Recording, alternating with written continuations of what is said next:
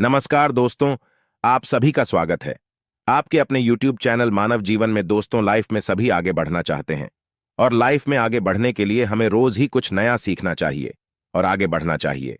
तो चलिए आज की प्रस्तुति शुरू करते हैं। श्री शिवाय नमस्तुभ्यम। हर हर महादेव। दोस्तों, आप सभी लोग जानते हैं कि 29 अक्टूबर 2024 के दिन यहां पर मंगलवार को धनतेरस पड़ रही है। इसीलिए दोस्तों, इस दिन का महत्व बहुत ही ज्यादा बड़ा होता है, क्योंकि यह धनतेरस मंगलवार को कार्तिक महीने में पड़ रही है। धनतेरस का त्योहार कार्तिक माह के कृष्ण पक्ष की त्रयोदशी तिथि को मनाया जाता है। धनतेरस पर भगवान धनवंतरी, माता लक्ष्मी, गणेश भगवान की पूजा होती है। धनतेरस पर कुछ चीजें जैसे चांदी, सोना, पीतल के बर्तन, धनिया, नमक, झाड़ू आदि खरीदना बेहद शुभ माना जाता है। इससे घर में सुख, समृद्धि और बरकत आती है। धनतेरस के दिन कुछ सरल से उपाय करने से भी काफी शुभ होता है। चलिए जानते हैं कुछ विशेष उपाय। वीडियो पूरा जरूर देखना। आधा अधूरा ज्ञान हमेशा खतरनाक होता है। देखो, कार्तिक महीने में माता लक्ष्मी और विष्णु भगवान की पूजा का विशेष महत्व होता है और इसी दिन आपको हल्दी वाला उपाय आप लोगों को जरूर करना चाहिए, जो कि पंडित जी ने अपनी अभी की शिव महापुराण की कथा में ही बताया हुआ है। तो दोस्तों, इस उपाय को आपको कैसे करना है, कब करना है, कहां पर करना है और उपाय को करते समय आपको किन किन बातों का ध्यान रखना है, ये सारी जानकारी हम आपको इस वीडियो में देंगे। तो चलिए दोस्तों, उपाय को शुरू करते हैं। देखिए, ये दिन इतना खास होता है, इतना महत्वपूर्ण होता है। देखा गया है कभी कभी बड़े बड़े पूजा पाठ अनुष्ठान से जो मनोकामना पूर्ण नहीं होती है, वह मंगलवार धनतेरस के दिन एक छोटे से उपाय करने से ही आपकी मनोकामना पूर्ण हो जाती है। और बहुत सारे लोगों ने इस उपाय को किया भी है और उनको इस उपाय को करने का फल भी जरूर मिला है। अगर आप लोग भी इस उपाय को 29 अक्टूबर 2024 के दिन यहां पर मंगलवार धनतेरस के दिन करना चाहते हैं, तो आप इस उपाय को पहले अच्छे से समझ लेना, सुन लेना, उसके बाद करना। आपको इस उपाय का फल जरूर मिलेगा और इस उपाय को करने से आपके घर में चाहे किसी भी प्रकार की दुख और समस्या क्यों ना चल रही हो, आपको उसका कारण भी नहीं पता है कि भाई ये समस्या किस कारण से चल रही है। उसका कुछ भी कारण हो सकता है, जैसे पितृदोष हो सकता है या किसी भी तरह का मंगल दोष भी हो सकता है। और भी बहुत तरह के दोष होते हैं, कुछ भी हो सकता है। पर आपको इस उपाय को करने के लिए अपने दोष को पता लगाने की भी जरूरत नहीं है। 29 अक्टूबर 2024 के दिन यहां पर मंगलवार धनतेरस के दिन इस एक चुटकी हल्दी वाले उपाय को आप लोगों को कर लेना है। दोस्तों, अब हम समझते हैं इस वाले उपाय को हमें करना किस समय है। तो सबसे पहली बात दोस्तों, हम समझते हैं कि यह हल्दी वाला उपाय करना किसको है। तो देखिए, यहां पर सीधी सी बात है कि यह हल्दी वाला उपाय जो है, यह किस लिए किया जा रहा है। यह मनोकामना को पूर्ण करने के लिए किया जा रहा है, या आपके जीवन में जो दुख और परेशानियां हैं उनको दूर करने के लिए किया जा रहा है, या आपका कोई बड़ा काम है जो कि नहीं हो पा रहा है, आप उसके लिए इस उपाय को कर सकते हो। तो सीधी सी बात यह है कि आप अपनी किसी भी प्रकार की मनोकामना के लिए इस वाले उपाय को कर सकते हो। तो यह उपाय वह व्यक्ति कर सकता है जिस व्यक्ति को अपनी किसी भी प्रकार की मनोकामना भगवान शिव जी से और माता लक्ष्मी से पूर्ण करवानी हो। और अगर कोई भी माताएं बहनें जो है अपने घर की सुख और शांति के लिए, घर में धन समृद्धि को बढ़ाने के लिए यह वाला उपाय करना चाहती है, तो घर की जो बड़ी माताएं बहनें होंगी वह इस हल्दी वाले उपाय को विशेष रूप से करें, क्योंकि माताएं बहनें घर की लक्ष्मी होती है। और जब घर की लक्ष्मी कोई विशेष उपाय करती है तो उसका फल ही बहुत जल्दी मिल जाता है और बहुत बड़ा होकर मिलता है। अन्यथा इस उपाय को कोई भी व्यक्ति कर सकता है, चाहे वह बड़ा हो, चाहे वह छोटा हो, चाहे वह बच्चा हो। जिस व्यक्ति को यह हल्दी वाला उपाय समझ आ गया, वह व्यक्ति इस हल्दी वाला उपाय को इस धनतेरस के दिन जरूर करे, क्योंकि उसको इस उपाय को फल बहुत ही जल्दी मिल जाएगा। क्योंकि 29 अक्टूबर 2024 के दिन यहां पर धनतेरस के दिन भगवान शिव और विष्णु, भगवान जी और कुबेर देवता बहुत आसानी से प्रसन्न हो जाते हैं। तो आइए अब हम समझते हैं कि इस हल्दी वाला उपाय को आपको करना कैसे है और इस उपाय को करने का जो समय है वह क्या है। तो देखिए, इस धनतेरस के दिन किए जाने वाले यह एक चुटकी हल्दी वाला उपाय जो उपाय है, यह मुख्य रूप से सुबह के समय होगा। किस समय होगा? सुबह के समय होगा। आपको कोशिश यही करनी है कि सुबह के समय हम इस हल्दी वाला उपाय को कर लें।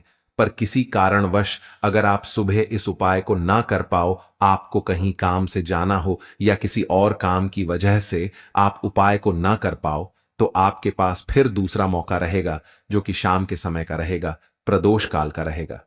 अब भाई, प्रदोष काल का समय भी बहुत ही लोगों के मन में प्रश्न बन जाता है कि भाई यह समय होता कब है, कितने बजे से लेकर कितने बजे यह समय होता है, ताकि हमें उपाय के लिए जो है करने का समय पता लग जाए।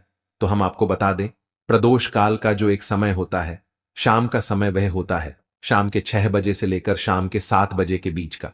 इस समय के बीच में आप उपाय को करेंगे तो आपको उस उपाय का जरूर फल मिलेगा। तो शाम के 6 बजे से लेकर शाम के 7 बजे के बीच में आप लोग इस हल्दी वाला उपाय को कर सकते हो। तो भैया, बहुत सारे लोग यहां पर यह प्रश्न भी जरूर करेंगे कि भाई हम तो नौकरी पर जाते हैं, हम अपनी ड्यूटी पर जाते हैं और आने में हमें देर हो जाती है, तो उस जगह पर हमें क्या करना चाहिए? तो देखिए, उन लोगों को भी टेंशन लेने की जरूरत नहीं है। अगर आप लोग इस उपाय को शाम के समय प्रदोष काल में कर रहे हैं और अगर आपको आने में देरी भी हो जाती है, आप आने में 7 बजे तक आप नहीं पहुंच पाते हो, तो भाई आप 7 या रात 8 बजे तक भी अगर उपाय को करोगे तो भी चल जाएगा। और अगर इससे भी थोड़ा देर हो जाती है तो भी आप उपाय को कर सकते हो, क्योंकि 29 अक्टूबर 2024 धनतेरस का दिन है। यह दिन एक ही बार आता है पूरे साल भर में, इसलिए जब आपको मौका मिल जाए तब आप इस उपाय को जरूर कर लेना। कोई भी उपाय हो, आप कभी भी कर सकते हो। मंगलवार धनतेरस के दिन बस कोशिश करना कि समय के थोड़ा मतलब अंतर्गत ही कर लो। पर किसी कारणवश अगर ना कर पाओ तो फिर आप थोड़ा देरी से भी कर सकते हो, आपको उपाय का फल जरूर मिलेगा। तो देखिए, कार्तिक मास के दिनों में विशेषकर श्री हरि विष्णु और श्री कृष्ण और भगवान शिव और माता पार्वती का पूजन किया जाता है। अब साथ ही साथ धनतेरस का दिन भी पड़ गया है, तो ऐसा समझ लीजिए आपके जीवन में धन भी आएगा, सुख भी आएगा, धन बढ़ेगा भी, और साथ ही साथ आपके जीवन के सारे संकटों को भगवान शिव जी दूर कर देंगे। तो चलिए सबसे पहले बात कर लेते हैं सबसे पहले उपाय की, जो कि धनतेरस वाले दिन आपको विशेष कर करना है। और इस उपाय को करने से आपकी कोई भी ऐसी इच्छा, कोई भी विश जो अभी तक अधूरी है, पूरी नहीं हो रही है, तो आपकी बड़ी से बड़ी विश और मनोकामना भी पूरी हो जाती है जब आप धनतेरस वाले दिन इस पहले उपाय को कर लेते हैं। देखिए, इस धनतेरस को धन्वंतरी तेरस भी कहा जाता है। अगर इस दिन हम भगवान विष्णु और माता तुलसी के समक्ष कोई भी उपाय करते हैं तो उसका फल हमें जरूर मिलता है। तो देखिए, आप सभी जानते हैं कि श्री हरि विष्णु और कृष्ण जी जो है, उन्हें तुलसी दल सबसे प्रिय है।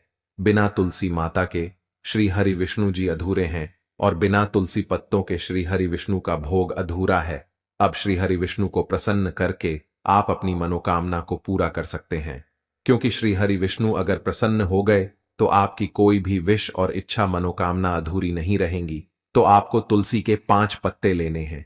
अब जिस दिन धनतेरस है उस दिन तुलसी के पत्ते ना तोड़े, पहले से ही तोड़ कर रख ले।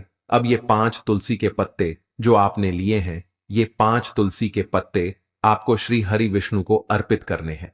अपने घर के मंदिर में ही ठीक है, ऐसा आपको करना है।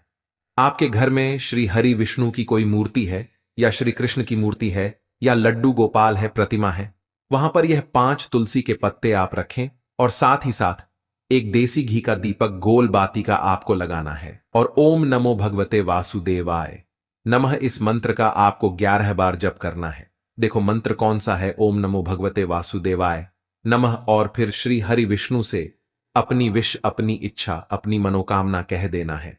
और फिर देखना आपकी विश और इच्छा, जो भी आपकी मनोकामना है, जो भी अपने जीवन में आपको चाहिए। अगर निर्धनता बहुत है, आप अपने घर से गरीबी को दूर करना चाहते हैं, या फिर धन आपका बढ़ता नहीं है, आप चाहते हैं कि आपका धन बढ़े, या फिर आपके घर में फिजूल खर्ची बहुत होती है, पैसा आपके पास नहीं रुकता है, आप चाहते हैं कि पैसा आपके पास रुके, या फिर घर में कोई व्यक्ति ऐसा है जो बहुत बीमार रहता है, या फिर किसी का विवाह नहीं हो पा रहा है, तो जो भी आपकी इच्छा है, जो भी आपके विश है, बस एक बार श्री हरि विष्णु से कह देना। क्योंकि धनतेरस भी इस दिन है, साथ ही 7 साल का सबसे बड़ा महीना है।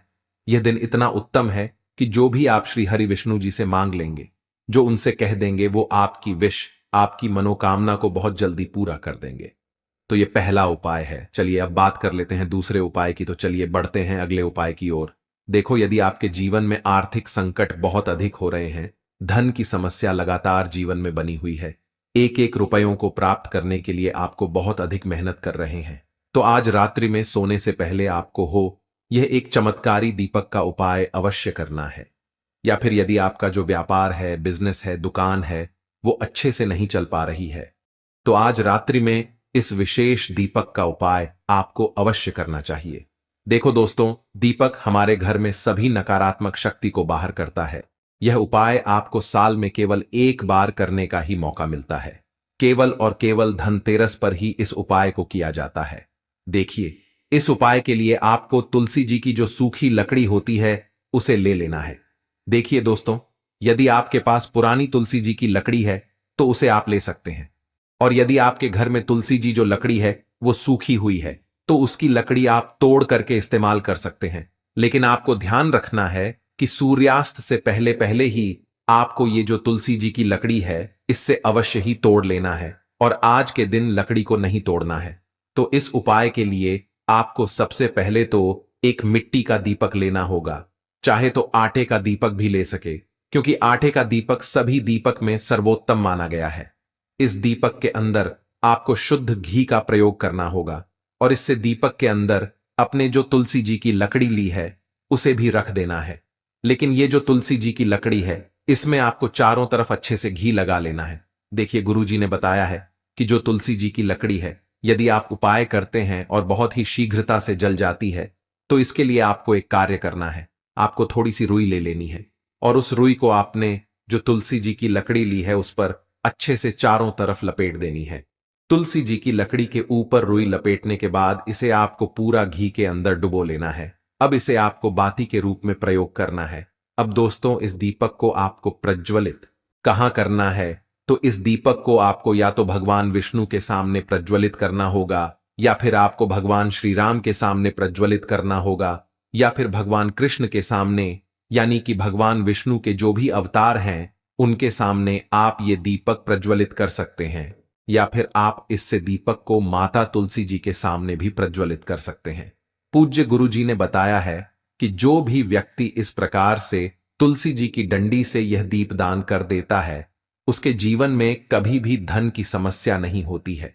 इसीलिए आपको यह पूरे साल में केवल एक बार ही मौका मिलता है। इस उपाय को करके देखना, आपकी सभी इच्छाएं जरूर पूर्ण होंगी। यह जो उपाय है रात्रि में सोने से पहले करना है। बात करते हैं अगले उपाय की। अब बताते हैं तुलसी के गमले में आपको वो कौन सी चीज डालनी है जिस उपाय को करने से आप अपने जीवन में महाधनी बन जाएंगे। इतना धन आपको मिलेगा कि कभी भी आपके धन में कमी नहीं आएगी, कभी भी आपका धन बर्बाद नहीं होगा। आपके पैसे की बर्बादी बिल्कुल आपके जीवन से रुक जाएगी। और जो लोग कहते हैं कि घर में पैसा तो आता है, पैसा रुकता नहीं है और पैसा बढ़ता नहीं है, वृद्धि नहीं हो रही है, उन्हें भी विशेष यह दूसरा उपाय धनतेरस वाले दिन जरूर करना चाहिए। तो देखिए, पहले ही आपको बता दिया कि श्री हरि विष्णु की पूजा और उनका भोग श्री मतलब तुलसी मैया के बिना अधूरा है ना? और तुलसी मैया जो है वह श्री हरि विष्णु के बिना अधूरी है। तो देखिए, जब भी आप तुलसी का कोई उपाय करेंगे तो सीधे सीधे आप श्री हरि विष्णु को प्रसन्न कर लेते हैं। अब व्यक्ति को, यानी जो भी व्यक्ति है, किस व्यक्ति को कितना धन देना है, यह श्री हरि विष्णु के हाथ में होता है। धन देने का काम मां लक्ष्मी करती है, जो कि मां तुलसी का ही एक रूप है। मां तुलसी जो है यह माता लक्ष्मी का ही स्वरूप है ना? तो आपको करना क्या है? आपको लेनी है यहां पर हल्दी पिसी हुई, जो कि श्री हरि विष्णु से जुड़ी हुई है, आपके गुरु ग्रह से जुड़ी हुई है, आपकी कुंडली में गुरु को मजबूत करती है, सुख सौभाग्य को खींचने का काम करती है, धन को बढ़ाने का काम करती है। तो एक चुटकी पिसी हुई हल्दी आपको लेनी है, और यह पिसी हुई सूखी हल्दी ही आपको अपने गमले में, तुलसी का पौधा जिस गमले में लगा है उसमें अच्छे से इस हल्दी को डालना है, ठीक है ना? और ओम नमो भगवते वासुदेवाय नमः इस मंत्र का जाप करना है। कितनी बार? कम से कम 11 बार जाप करना है। ओम नमो भगवते वासुदेवाय नमः इस मंत्र का जाप करते रहना, और हल्के हल्के से तुलसी के पौधे में आपको पूरे गमले में पिसी हुई हल्दी का छिड़काव करना है। तो देखिए, जो व्यक्ति इस उपाय को धनतेरस के दिन कर लेता है, ऐसा समझ लीजिए अपने जीवन से नहीं आने वाली 7 पीढ़ियों के जीवन से निर्धनता और गरीबी को दूर कर देता है। क्योंकि हल्दी जो है ना, ये साधारण नहीं है। हल्दी इतनी उत्तम होती है कि रातों रात आपके जीवन में चमत्कार करती है। आपने देखा होगा कि कोई भी शादी होती है, विवाह होता है ना? कोई भी ऐसा शुभ काम हम करते हैं, उसमें हल्दी जरूर लेते हैं। गृह प्रवेश जब हम करते हैं तो हल्दी के स्वस्तिक का निर्माण करते हैं।